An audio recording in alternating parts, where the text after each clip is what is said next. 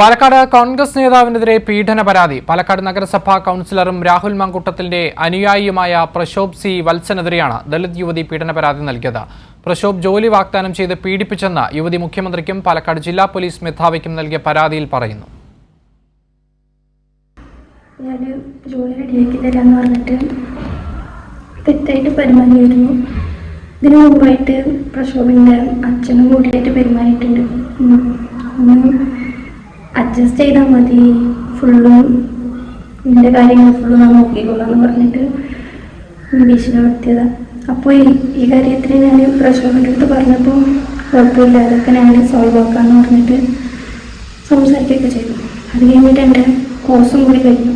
കഴിഞ്ഞ സമയത്ത് ജോലി സെറ്റാക്കി തരാമെന്ന് പറഞ്ഞിട്ട് ഞാൻ ഇങ്ങോട്ട് സംസാരിക്കാൻ തുടങ്ങിയത്.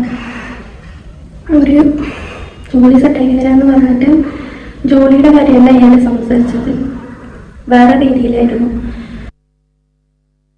സന്തോഷ് സർലിംഗ് പാലക്കാട് നിന്ന് ശരിക്കാണ്. സന്തോഷ്, പാലക്കാട്ടെ കോൺഗ്രസിന്റെ MLA ആയിരുന്ന രാഹുൽ മാങ്കൂട്ടത്തിന് പിന്നാലെ ഇതാ അനുയായിക്കെതിരെയും സമാന പരാതി. എന്തൊക്കെയാണ് യുവതി പറയുന്ന കാര്യങ്ങൾ?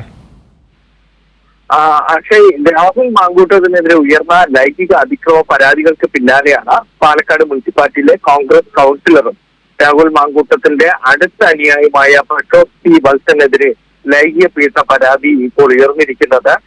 ജോലി വാഗ്ദാനം ചെയ്ത ശേഷം താമസ സ്ഥലത്തേക്ക് അതിക്രമിച്ചു കയറി പ്രക്ഷോഭ പീഡിപ്പിച്ചു എന്നാണ് ഈ ദളിത് യുവതി മുഖ്യമന്ത്രിക്കും പാലക്കാട് ജില്ലാ പോലീസ് മേധാവിക്കും നൽകിയ പരാതിയിൽ പറയുന്നത്.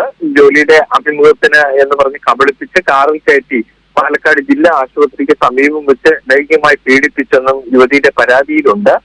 പീഡന വിവരം പുറത്തറിയാതിരിക്കാൻ MP, MLA മാർ എന്നിവരുമായുള്ള ബന്ധം പറഞ്ഞ് പ്രക്ഷോഭ ഭീഷണിപ്പെടുത്തിയതായും യുവതി പറഞ്ഞു. നിയമസഭാ തെരഞ്ഞെടുപ്പ് അടുത്തിരിക്കെയാണ് ഈ കോൺഗ്രസ് കൗൺസിലിനെതിരെയുള്ള പീഡന പരാതി പുറത്തു വന്നിരിക്കുന്നത്. വളരെ അടുത്ത ബന്ധമാണ് രാഹുൽ മാങ്കൂട്ടവും ഈ പ്രശോഭ് സി വത്സനുമായിട്ടുള്ളത്. ഈ പ്രശോഭ് സി വത്സനെ ജയിപ്പിക്കാനും അദ്ദേഹത്തിന്റെ മണ്ഡലത്തിൽ വോട്ട് ചെയ്യാനുമായിട്ടാണ് ഒളിവിലിരുന്ന രാഹുൽ മാങ്കൂട്ട് ഏറ്റവും അവസാനമായി പാലക്കാട് എത്തിയത്. ഒരു വൈകുന്നേരം 5 മണിക്ക് എത്തി വോട്ട് ചെയ്യുന്നതൊക്കെ.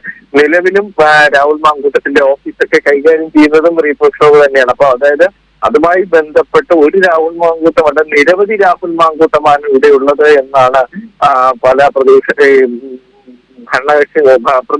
നേതാക്കളൊക്കെ ഈ ആരോപണം ഉന്നയിച്ച് നമ്മളോട് പ്രതികരിച്ചിരിക്കുന്നത്.